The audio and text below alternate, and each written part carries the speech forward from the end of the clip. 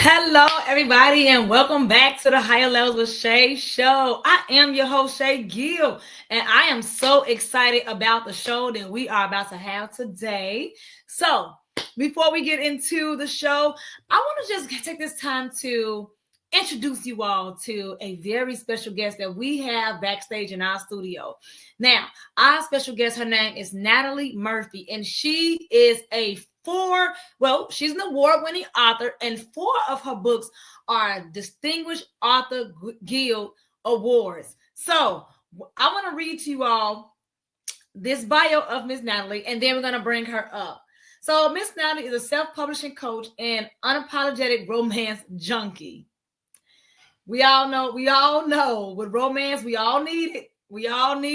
It's a love-hate relationship with romance, okay? Natalie have 11 steam romances and a romance guide entitled Make Room for Romance, a flirty guide to passion and play. She is on a mission to bring love, passion, and happily ever afters to readers. I mean, come on. This is an amazing woman. She's dedicating her life. She is dedicating her time to make sure that you understand true tranquility, love, and give you guys give you guys what you all are missing, that void that is missing in your life. All right. So outside of writing, Miss Natalie is a soon-worthy Miss Natalie. Outside of writing sooning-worthy love stories and mentoring future authors, Miss Natalie is a professional photographer with a passion for music, jumping double dutch, and journaling. She is a collector of dolphins, whales, mermaids, and she's very into spiritual animals. Now, for those who may not know, we all know how mermaids and dolphins, specifically dolphins, there has been scientific proof that dolphins are very spiritual creatures, and they can help to kind of enhance our frequencies and allowing us to our conscience to expand more, believe it or not. So Natalie, I'm already loving you. Well, without further ado, I want to add Natalie to our stage. So guests, welcome Miss Natalie Murphy. Hi, Shay. Thank you. How are you, Miss Natalie? Thank you for hanging out with us today. So just tell my audience a little bit about yourself. Okay, well, like you said, my name is Natalie R. Murphy. You forgot the R. The R stands for romance junkie. Love it. I am a romance writer, romance junkie to the core, always have been. And you covered everything pretty much, except that I have a beautiful new granddaughter that Congratulations. Thank you. I'm looking forward to seeing in a couple of months. But so I'm a photographer. Yes. I love shooting nature and what they call street photography, where you just walk around, just shoot whatever's happening as you're walking down the street. I used to shoot daycare centers, but I think I'm good on that right now. So, Go ahead. About your photography, what is it about the photography and nature, and you're capturing the beauty of nature that soothes you, or that fulfills you? That's a better question. Because nature is God. Yes, that is all about God. If I can capture waterfalls, trees, a bird sipping water on a water fountain, that is I see the essence of God in those images. Yes. I love that. I think that's what a lot of people forget. A lot of people forget to pay attention to the world around them, and they're so consumed with technology. Yes. They're always looking down at their phones that they forget to look at the beauty in the sky, the beauty in the birds, the trees. Absolutely. Being able to pay attention to the wind blowing in the trees, and understanding that depending on which tree the wind blows in, it can make a different sound. It'll tell you how full the tree is. It'll tell you how empty the tree is. I mean, there's a lot. Absolutely. So a lot of people are so disconnected from nature. And so I'm glad you made that point. I'm so glad you made that point. Thank you. You are so welcome. Congratulations on the new grandbaby.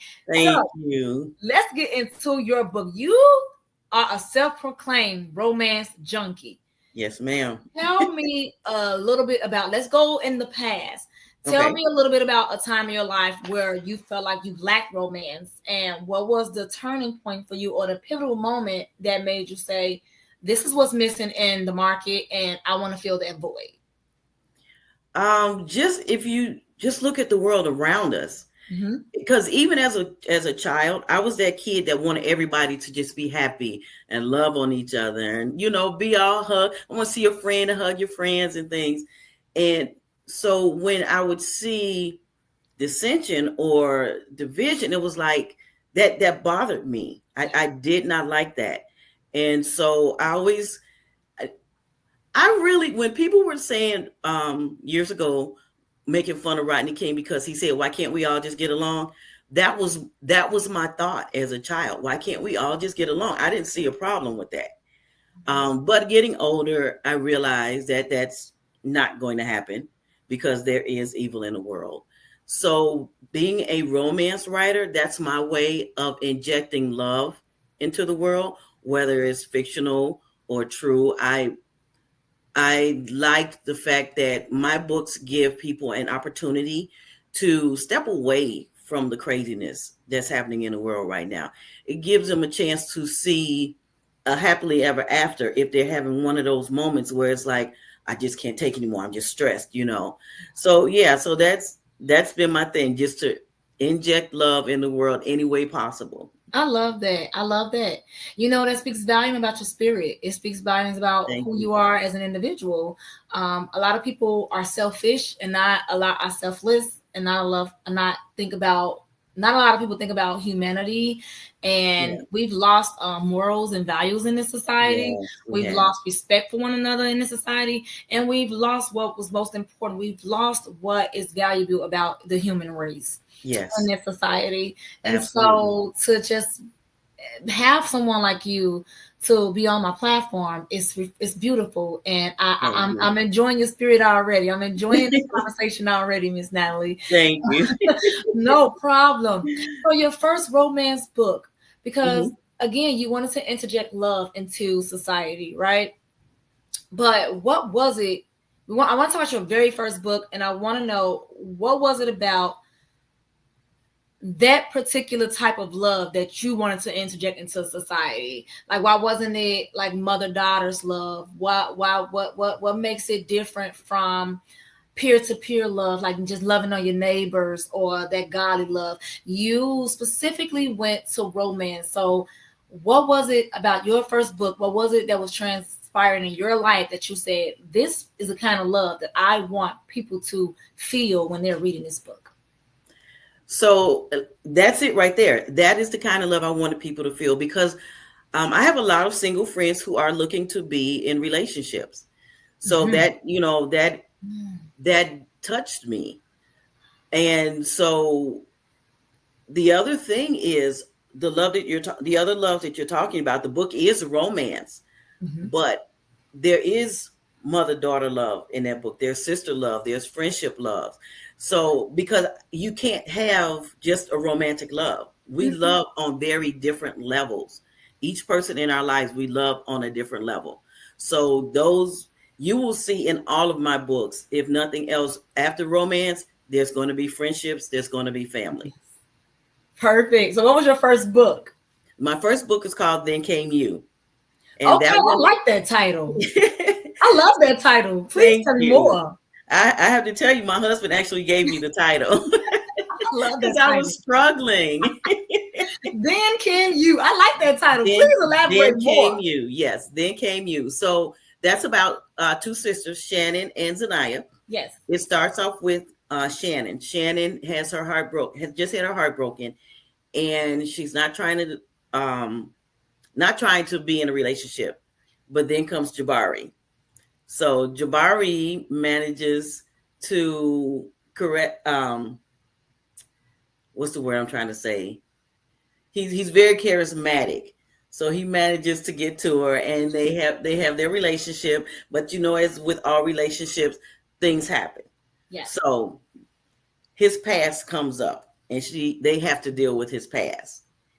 And then her sister Zanaya, who they affectionately call Z, she's so the sisters have two different personalities. Shannon, the older one, is more reserved. Zanaya is more wild thing. Mm-hmm. And so Zanaya she's ready to go out on this date, have a good time out in the streets. Yes. But her date stands her up. So a blast from the past happens to come through. And this is Brian. Now, Brian, when they were kids, was nerd boy Brian. So she never paid him any attention. But now Brian is all fine as all get out. And he says, well, hey, since you got stood up, I'll take you out on a date. Now, this is his fantasy come true because he's always had a crush on her. But he never felt he was good enough because he was the nerd boy. She was a cheerleader. Yeah. And so they hit it off. But Brian's only home for a little while before he has to go back overseas to his job. And at this point, Zanaya has fallen for him, and there's nothing that she wants more than for him to stay. So you have to read the rest to find out about the happily ever after. Oh my goodness. I'm already captivated. You've already caught my attention. I want to know more. Like, I want you, I know we came on this show today and we have you here to speak about one specific book, but I want you to take the opportunity to market all of your books. I appreciate that. Listen, always take the opportunity and maximize it to your ability. Yes. Okay? Yes, and so like absolutely. That right there, I was like this, like what happened? What happened? And like that would be a great movie. Like even if it was like a mini series. Okay. Well, and it ended up being a series because my readers loved it so much they wanted to know about the secondary characters. Yeah. So from there, I created so one song, the picture you see behind me, that's the one that's up for a Distinguished Authors Guild Award for this year, 2025. Then there's the third one, which is Love Beyond the Waves. And that also won the Distinguished Authors Guild Award. And then the final one in the series is Right Now and Forever. So it turned out to be a 4-part series, but that was not the plan. Beautiful. Beautiful. I mean, my listener is going to be so captivated with your work. And this is your personal work that you've dedicated your time into putting into. You've done the research, and man, it just sounds amazing. It sounds amazing. Thank you. Those characters, they sound like those are real life situations that could occur. Like I feel like everyone could relate to at least one of those characters. Oh, absolutely. Literally. Absolutely. Everyone. Absolutely. Because again, it's about falling in love and following that journey of being in love.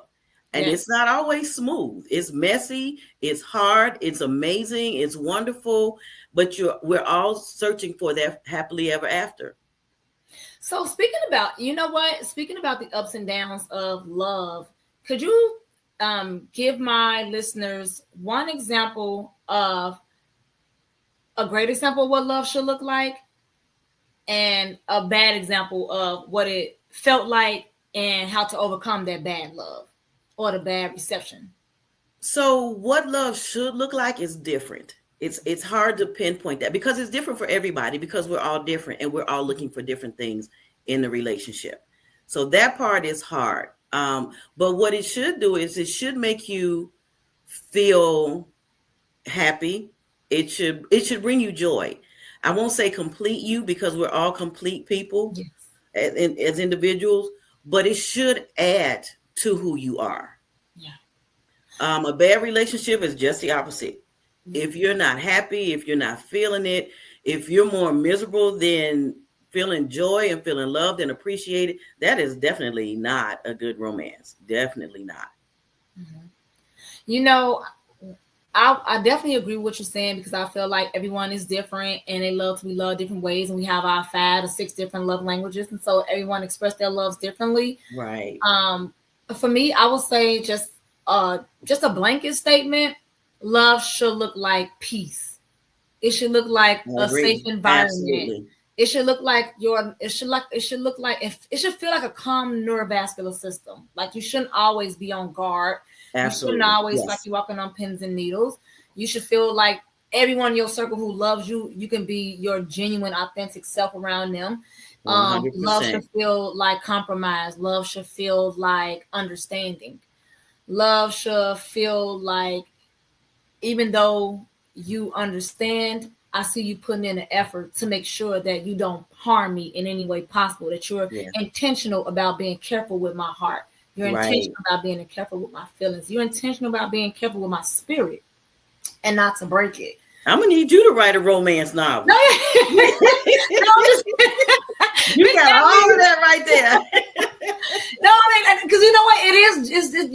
You said it. It's different for everyone, but just at the core, love should feel safe. At the core, Absolutely. It should feel safe. Yes.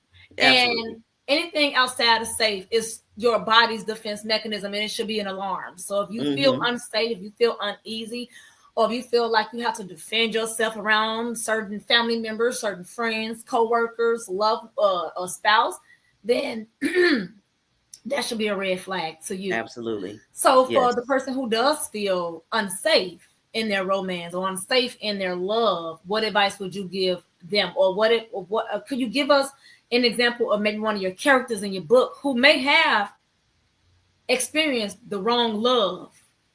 Could you just a little bit? Yes. So that would be my character, Antoinette. We call her Tony. In my book, To Be Loved by Blue. Tony's heart has been broken and just abused, and she is done. But to protect her heart, she becomes promiscuous. And she believes that she's protecting herself from love by just sleeping around. But then she meets Darius. Now, Darius is everything she does not want, is not interested in. So Tony's a plus size sister. She's 6'1". She likes her men, obviously 6'3" or taller. Darius is 6 feet, so he's an inch shorter than her. He's light skinned. She likes chocolate brothers, and he's a cop. She cannot stand cops because she's had bad experiences with the men in her family who are cops. But Darius has all these corny pickup lines that intrigue her. And so Darius helps her to cross that barrier into understanding who she is and that she is worthy of love. Wow. Yeah. Now, what was the title of that book? Because that sounds like a great book. That one's called To Be Loved by Blue. Do you have these books with you? I would love for you to show the covers. Yes. Go take your time. Go ahead and get the books. Because this is amazing, Natalie. This is amazing. I think that we all know someone like Tony. We've all been Tony in our life. Natalie is amazing. You guys, if you guys are enjoying her, if you're enjoying this interview, if you're enjoying her responses, if you feel so far that you could relate to any of the characters that she's referring to, or just any other situations, whether you can relate to it personally or whether you know someone who's very close to you who may be in that similar situation, I highly encourage you all to get this book because she's definitely caught my attention. Like I'm ready to visit her website and purchase a couple of books now. So I was saying with the audience. Go right ahead. This is Then Came You. This is the very first one I wrote. And I tell people that that's the best battle I lost because I fought God for 3 weeks when he told me to write this story. But I say that's the best battle I ever lost because this is my very first award-winning book. Yes. This is the second one. Show one it to song. The cameras. I'm sorry? Yep, pull it to the camera so you can see a little boy. Perfect. Yep, one song. Oh, that's nice. That's a beautiful cover. Yes. Then Love Beyond the Waves. Yes. And Right Now Forever. So this is the first series. This is the Then Came You series. The one with Tony is in my second series. So the first book in that series is called Dear Butterfly, Wishes from the Heart. This is one of my top sellers, one of my fan favorites. Yeah. And I'll tell you about that one in a second. Yes. This is To Be Loved by Blue. There's Tony. There's Tony. And if you like cats and dogs, Tony's a cat mom, and she becomes a cat and dog mom. And the third one in that series is Forever Yours Again. Yes. And I just finished the fourth book in this series. It will release in October, and that one's called The Secret in His Kiss. The Secret in His Kiss. Secret in His Kiss, yes. That one is, yeah. Now, listen. I almost called you Tony, Miss Natalie. You have Tony so stuck in my head. I have a question about Miss Tony, but we're gonna put Tony to. I'm gonna pause Tony for a second. Now, Miss Natalie, I'm gonna tell you, your books. Have you ever thought about like transitioning over to short films? Maybe even if they were like 35 to 40-minute stories. So, Dear Butterfly, which is from the heart, I've had about 3 or 4 people that say that should be a movie. Yeah. I just have not had the courage to step into that venue just yet. Okay. Well, but I'm praying about it. Pray about it. And let me just say this. That is missing in this market. Authenticity, real conversations, real romance, real issues that everyday people can relate to. That is what's missing in this market. I feel like when it comes to the movies and the television shows, everything is so redundant. Yeah. It is so overdone. It is an overkill. It's like, I feel like this is just my perception.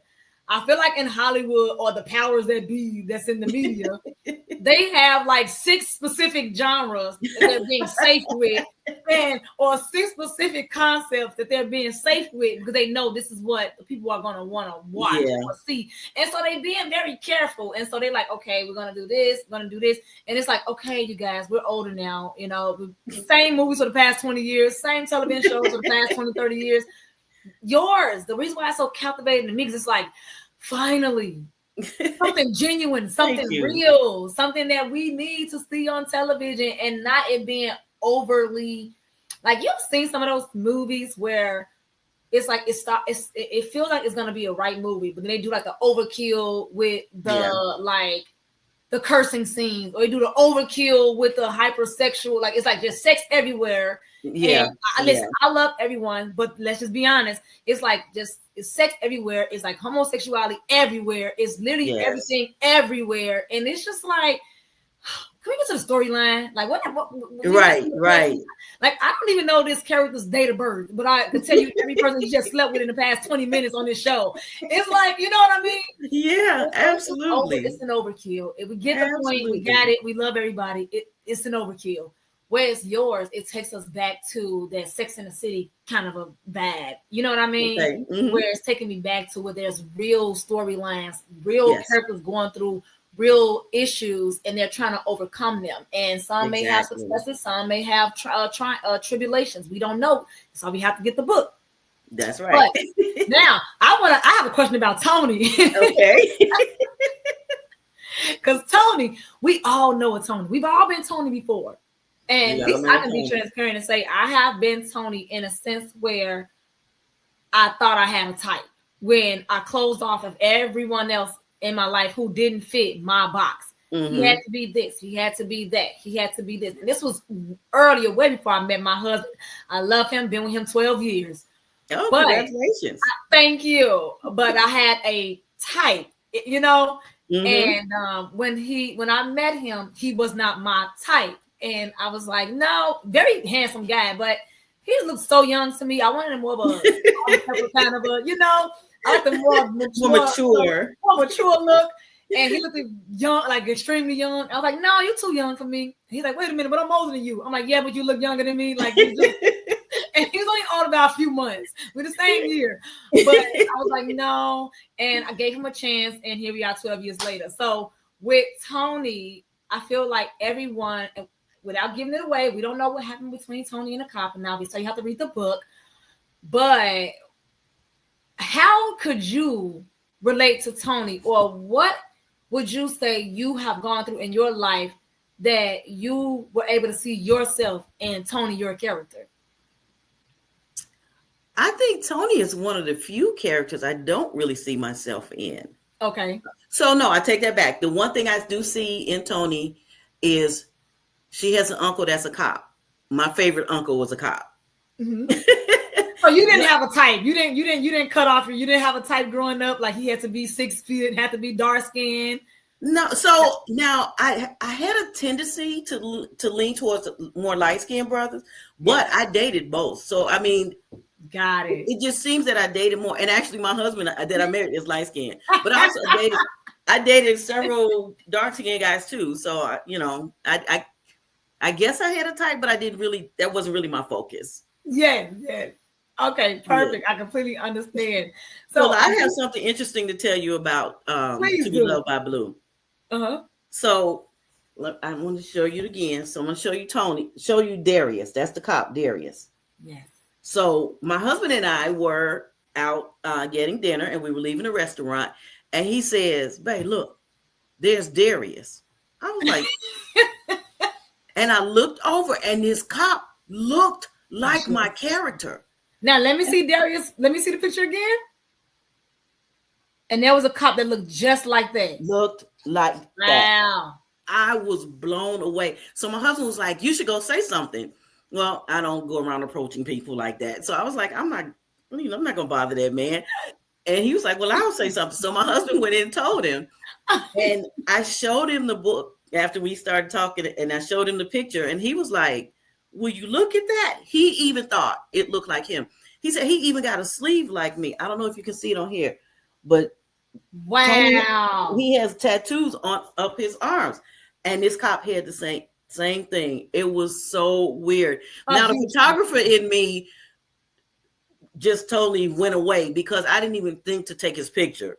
Yeah. And I'm still kicking myself that I didn't take his picture. But yeah, that blew me away when I actually saw he looked like I modeled this character after him. Huge coincidence though, right? You've never seen this man a day in your life. Never. And haven't seen him since then. You know what? It may be a good sign though. Yeah. It's going to be great success. If you haven't already had an amazing success with it. Now, it's done pretty good. It's done amazing, right? Yeah. It has. I'm very proud of that. And you are a 4-time distinguished author guild award winning author. Yes. 4 times. I'm going for number 5 this year. And I know you're gonna get it. I know you're going to get it. Distinguished Author Guild. From your lips to God's ears.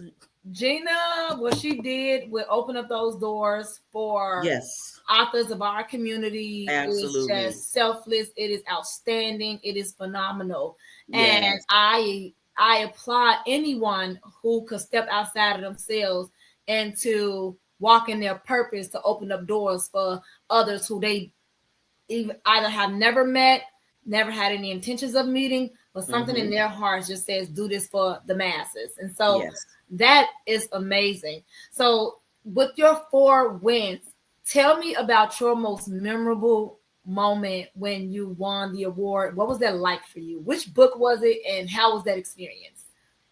Wow, each of them were amazing. The first one was it was amazing because I won, but because it was during a pandemic, it was virtual. So I was screaming in my living room by myself. I scared my daughter. My husband came running to see what was happening. So, I mean, that was a great moment, but it was I have to say the first one that we were able to do in person was, I don't want to say my favorite moment, but it's high. It's one of the higher ranking ones because I got to meet these people in person. I got to meet Gina in person. I got to meet Greg in person, and he still harasses me to this day. He's like, he's like that big brother that just wants to keep needling you. I'm not touching you. Right. I enjoy Greg. I enjoy Greg a lot. He's a mess, but yeah, he's good people. He is good people. And I got to meet the other authors because during the Distinguished Authors Guild process, after we're nominated, we're interacting with the other authors, but it's all online. So we get to see each other. And every year, the groups come together as a family. Yeah. So I feel like, whereas being a part of DAG, I'm part of one big family. There are 4 sections for each award show that I went to, a family that I have, because I don't talk to some of them as much, and then some of them we've connected and we're constantly, talking, and it's an amazing thing, like you said, that Gina created, and I love the award shows because we spend so much time online with each other, that when we get together, it's like, oh my gosh. And it's like, you know, these people, but you really don't know these people, Right. but You we're all don't know them. hugging and cheering each other on. I've never in the 4 years that I've been a part of this, I've never encountered any jealousy or any, you know, if somebody didn't win, any attitude. Everybody has just been so amazing and encouraging to everybody else. And I love it. And I'm so glad you said that. I am that kind of a person where I don't care if we are in the same category. I don't care if I'm never nominated. I don't care if I win this one and don't win that one. I'm genuinely just happy to be in the room with such amazing people. Absolutely. I'm just genuinely happy that God put me in a position to even be in that situation, just to say I'm here. You know, right. I'm a glass half full kind of an individual. I promise I am. I'm a glass half full kind of individual. Hear you. I believe in us. I believe in us collaborating at the top, not competing at the top. And I'm very intentional to not put that out there in the atmosphere. I'm very intentional not to, because as I continue to rise in my career and what God has taken me and with my businesses, I encounter a lot of different people, and I encounter people who are inspired by and are motivated by what I do. And so I'm very intentional to drop those gems of collaboration and you know, helping one another. And my weakness is your strength. Your strength is, your weakness is my strength, and together we can iron and sharpen iron. It doesn't need to be competition. And so just meeting with, I haven't met everyone, but just meeting with a lot of the DAG, associates. I especially love Dr. Carolyn. She's just beautiful. I love speaking to her. We have our conversations over the phone. But it's like, I love when I meet people, the energy is beautiful. The energy is like genuine love. And it's like, hey, listen, we are here. So that for anyone who is watching the show and you are an author and you are either nervous about submitting your book or you're confident about submitting your book, what both of those statements have in common is submit the book. So submit the book. I want to encourage you, whether you're nervous or not, whether you're confident, to just submit the book, because as Natalie is stating right here, right now, it is a network of genuine, authentic, loving people who are very supportive of you, whether you win or whether you lose. You just clap for your sister and just thank God for having you in that room to network and work harder next year. That's it. Absolutely. And it doesn't end with the award show. I'm still in, like I said, I'm still in contact with some of the winners of previous years. Yes. So, and Gina is always throwing opportunities at us to continue to grow and get our books out there in front of eyes that we wouldn't normally be able to. So it's joining the Distinguished Authors Guild is an ongoing process. It does not stop at the award show. So could you tell our listeners someone right now is watching, they have a book and it's sitting there and they're nervous and they want to submit it. Now we've convinced them to submit it. So now they're going to submit it. What could they expect after the award show? What could they expect as far as the camaraderie or as far as their, how can they elevate? What is it that DAG is doing for you that's helping you elevate even after the award show? So this show right here is part of it. Yes. So Gina does virtual book fairs. She introduces us to other hosts of podcasts and radio shows. She helps us to collaborate with each other. So like I do a self-publishing workshop. If somebody who traditionally published wants to know how to self-publish, she'll say, hey, go call Natalie. Yes. Patricia Wallace, she's one of our editors. Yes. If somebody's looking for an editor, hey, go to Patricia Wallace. So it's just a constant networking system. Beautiful, beautiful, beautiful. And you know what else she does? That is absolutely correct. She's absolutely correct, guys. And what else she does is she, even if she is not in charge of or hosting an event, if there is an author event, even if in your surrounding area, she'll send you the information and tell you to register for that event. Absolutely. Hey, check this out. This is happening in your area. She's constantly putting you in a position to win. Yes. And she's constantly putting you in the position to be able to showcase your work, and the rest of the work is up to you to do so. But Absolutely. I definitely wanted to make sure that I said that so they don't think that it's just about the award show and that's it. There's ample opportunity for you to continue to grow as an entrepreneur. And even if you don't win the award, you are still part of the DAG family, and they still will promote you. So again, it doesn't end at the award show. Winner of the award or not, DAG will continue to promote you, continue to try to elevate you on whatever platforms they can get you on. I love that. I love that. Yes. So I want to talk more about your book. So tell us about your current book. Why you getting? Well, because I don't know if you meant the current book. The one song. The one song. Okay. Yes, one song. The song so, because that is the book that is nominated this year, correct? Correct. That's okay. So let's talk about one song. Yeah. So this is one song. That's the one behind me. Yes. So this is a story. This is Zanaya and Brian's story. Mm-hmm. So this goes more in depth because, like I said, from Then Came You, people wanted to know more what happened with Brian and Zanaya.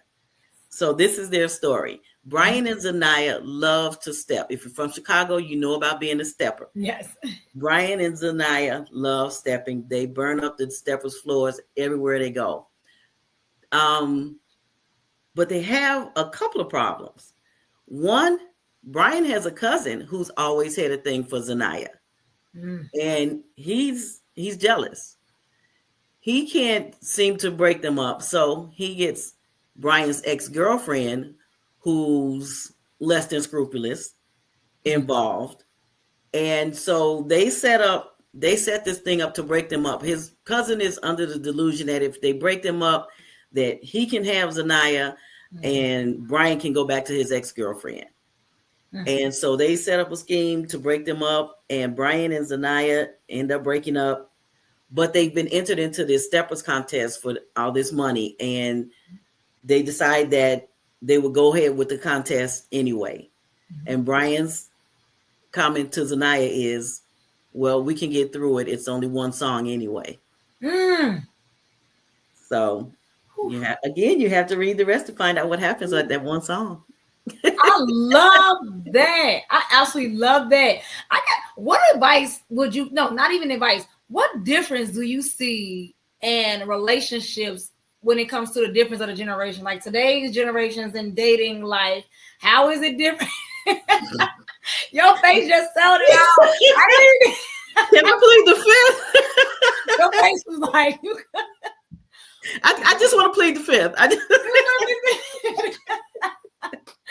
Okay, so what is it? Okay, comparing how dating used to be to today's dating, what would you say is missing? What is missing?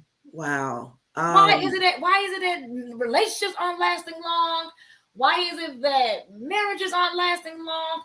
You know, in the 70s and 80s and 90s, they had all that good music that made you just fall in love. Right. You cried on your knees about the woman you love and the man you love. You know, we got Denise Williams, Cecilia Mead. Come on now. We got songs. You know, we got so many songs that just bring you to your knees because I love you.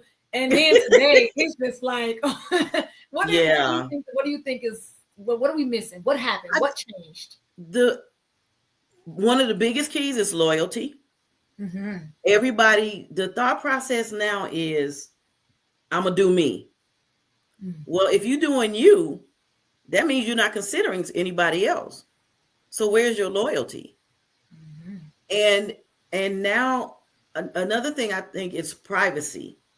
People don't keep their relationships private anymore. Ooh. Everybody is, I'm dating this one, I'm dating this one, and you just out there. Yeah. And I don't see the commitment and the loyalty to relationships anymore. And I have a son, he's 28, and he told me, he said, Mom, he said, most of these girls that I'm seeing, he's like, they all got babies by all these different dudes. He's like, I'm not trying to get caught up in that, because he said he doesn't have a problem with it, but the issue is they don't want to be with the guy, but the guy is running their household. And he's like, I can't get caught up in that. Mm-hmm. You know? So yeah, it's just I don't see the loyalty and the commitment and again the privacy. Why does everybody have to know your business with social media? And I think when you allow too many people in your relationships, that's doomed right there. Yes. Because everybody has an opinion about what you should do, what he should do, how it should be done, why it should be done. And as the old folks used to say, too many cooks spoil the broth. That's right. That's right. And you know what? I definitely 100% have to agree with you. Great answer. That was a great Thank response. you. I absolutely have to agree with your answer, especially when we're talking about the privacy part of it. Like we don't have privacy. No one values their relationship as a jewel or like a treasure chest anymore. Yes. Even people they use their friend words so loosely. They, everyone's their friend. Everyone is at their house. Everyone is just everyone is everywhere and everything, Yes. and no one even knows anything about you yet. You know what I mean? Right. And it's become so. I feel like we become so programmed as a society, not as individuals. But if you don't tell your business, what are you hiding? Right. We're not like, like what? Like what? When did it become? If I don't tell you my business, that means I'm closed off of or stuck up or right. It's like, no, that just means I would like to get to know you more before I let you in my home. Exactly. I would like to get to know you more, and not even just in my home physically, in my home mentally. Like you want to know more about my children. You want to know more about my marriage, my family, my likes and dislikes, my life, this here, and it's like let me get to know you as an individual first. I love everyone. And I call everyone my brother and sister because we all brother and sister in the eyes of Christ. We all in the body of Christ. Right. We all here to build up the body and build up the kingdom. So everybody on this planet Earth, they are my brother and my sister. Yes. Now, I still have to get to know you as the individual. Who are you, brother? Who are you, sister? What morals, what values, what do you possess as an individual? Morals. That's a word. Morals. That's the morals. Word. Like, that's what we're missing. Yes, is morals. And so I think that you hit it right on the nail when you said just, especially that the loyalty and privacy. People aren't loyal to themselves enough to respect themselves. Yes. To even understand how to productively operate within a relationship, a healthy, non-toxic relationship. Exactly. So when you said that, I said she hit it all on the nail. Everyone is too loose and lack loyalty. You know? Yeah. That's it. That is it. It is. And so I thank you for sharing that. I really do. Absolutely. Now you have your books coming out. Tell us what else do you have going on. So you have your books. Yes. And before we do that, where can they find your books? Let's tell our listeners where can they find your books if they're interested. You can go to my website, natsbooks.net, and you can choose any of them. You can choose all of them. I even have a free booklet that I put out there. It's not a romance one, but it was just an idea that I had in my head. Yes. It's called The Diary of a Showerhead. And it's the story of a showerhead, and he's telling what he sees when we step into the shower. It's kind of funny. That's a good one. It's kind of funny. Now, so that is new. That is innovative. You know what? You are really being a trailblazer. You are cracking a lot of codes of what we're missing in this market. Thank you. I like that. So that was a free download if anybody's interested in that. It's got some pretty interesting stories. It's got the businessman, the lonely woman, the little girl who's learning to first shave her legs, and all of that kind of stuff. I like that. I love that, honestly. So go to her website. And what was the website again? natsbooks.net. natsbooks.net. Perfect. Do you have like a bundle deal for them if they buy a certain amount of books, or are they all individually priced? They're all individually priced. Okay. Perfect. But if somebody wants, now I will give a discount. Somebody wants a bundle, and as a matter of fact, I will set that up on my website. I need to do that. God is good. God is good all the time. See? If you want the bundle, there it is right there. I love that. Now, Miss Natalie, thank you for that. I hope you all go out and buy her book.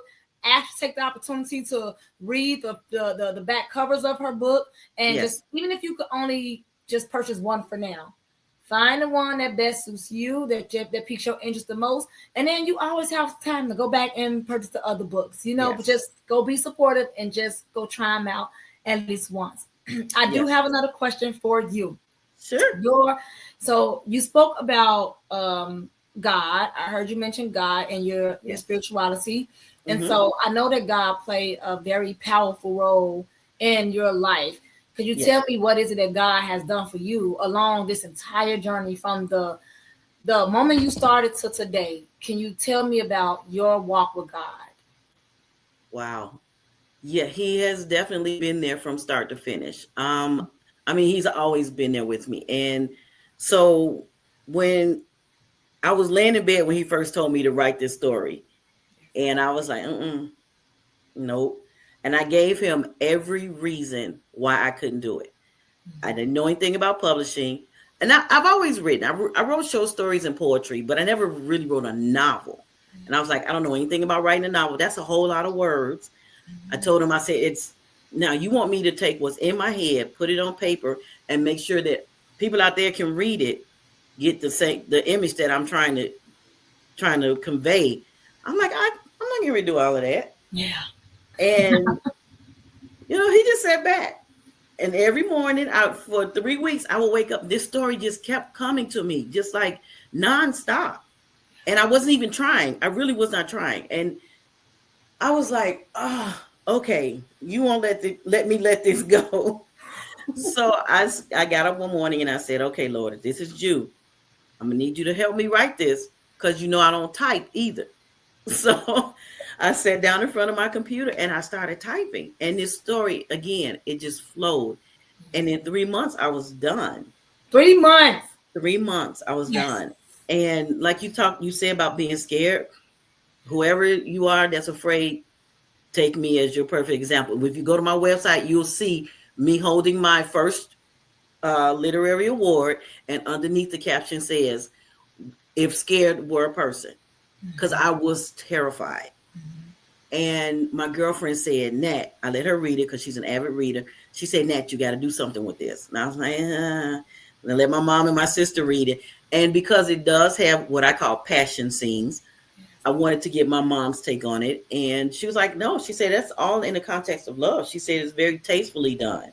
It's not overt. So I was like, okay. So that's my story. My mama said it's okay.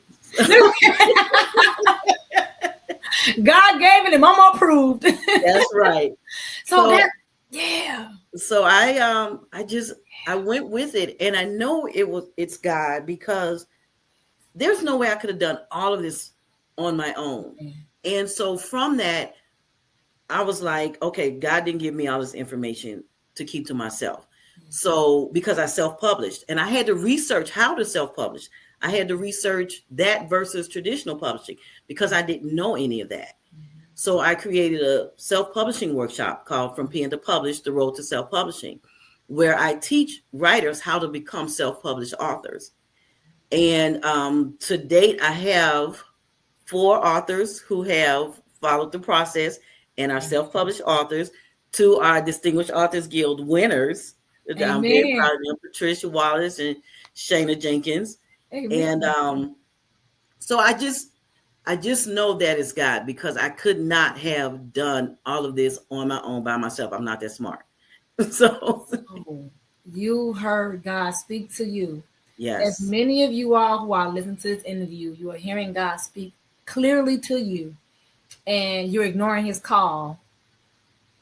But meanwhile, when we need him, we want him to answer our call. You have Miss Natalie here, who is a living testimony. She's a living witness and telling you all how she had fear. God removed it out of her heart. Even when she was nervous, he removed it. He gave her confidence. She sought out God. She sought him out and asked for direction. Not only did she ask for direction, but she was obedient in those steps. And in 3 months, she had she had a complete book. Then she learned how to self-publish by listening to God and him telling her how to self-publish, her doing her own research. And now today she's standing here as a 4th-time award-winning author from the Distinguished Author Guild Awards organization. And so birthed her own consultation business where she not only helped not 1, not 2, not 3, but 4 authors, in which 2 of them are now award-winning authors. Allow her to be an example for you and see how if you just put just a little bit of faith in God and a lot of work, you do the work, you be obedient, you do due diligence, but having that faith in God and trusting that he will give you all the essential tools that you need in order to be successful. Look at her right now. Look at this amazing woman. Pay attention to her success stories. Pay attention to the glow around her, the beauty in her eyes, and having in a peace that she has by saying, God did this. I couldn't do it alone. Know that it's okay to give God the praise. Absolutely. Know that it is okay to say that God did this. I couldn't do it. I don't know how we gotten so far removed as a society for giving God the praise and saying, I couldn't do this without God. But it's time for us to remember him, and it's time for us to be reminded of him, and it's time for us to own up that nothing is done, nothing is possible without God, and do it loudly and proudly. I'm not saying in your living room with your friends. Say it out loud. Miss Natalie, your favorite scripture was Deuteronomy 31:8. Yes. I will allow you to, 2 things I'm going to ask you to do. Read that scripture, and then in closing, I would like for you to tie it into some very powerful advice for those young women and men out there who needs this kind of encouragement. Okay. So Deuteronomy 31:8 says, the Lord himself goes before you, and he will be with you. He will never leave you nor forsake you. Do not be afraid. Do not be discouraged. That ties up my whole author journey, because God was with me, and where I felt fear, I had to push that to the side because I knew God was with me. He said, do this. And if he says do it, my obedience is going to be rewarded. And it has been rewarded because I have now 11 self-published books. Yes. Yes. And you will hit times where you want to be discouraged, but don't let it stop you. Don't let it stop you. Don't let it stop you. Everybody hits those roadblocks. And if you don't hit the roadblock, you don't learn. Because everything we do, if we already know everything, then how can we learn anything? How can we elevate? If we're here and we don't try to learn anything more, where else we going?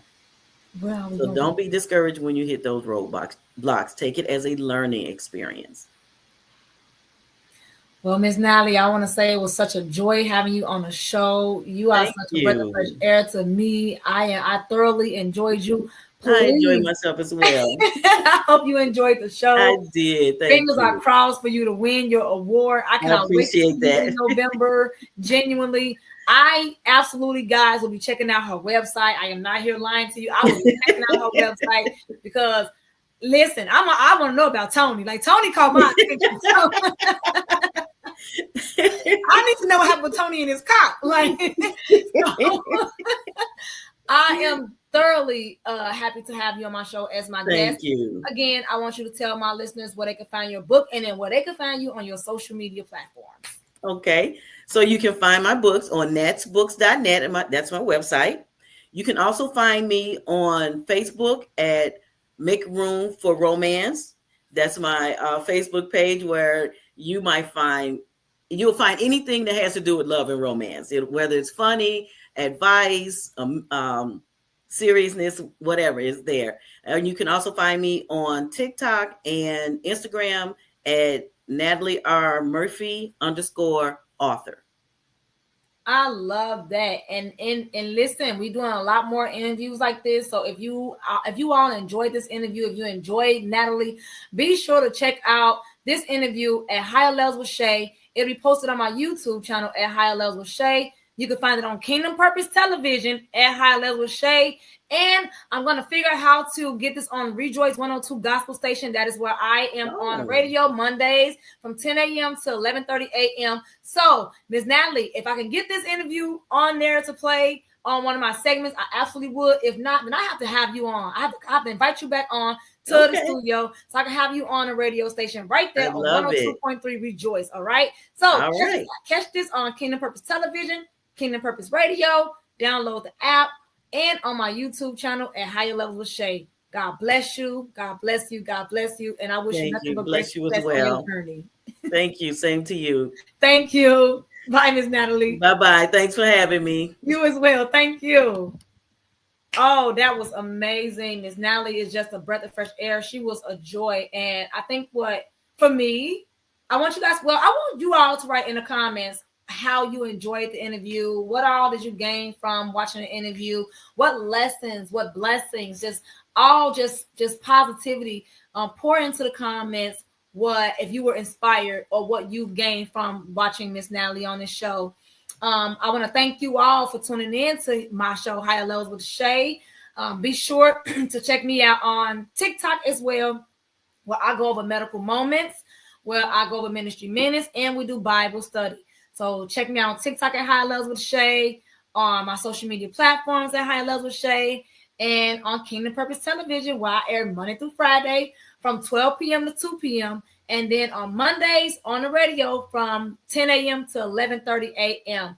God bless you all and have a great night on purpose.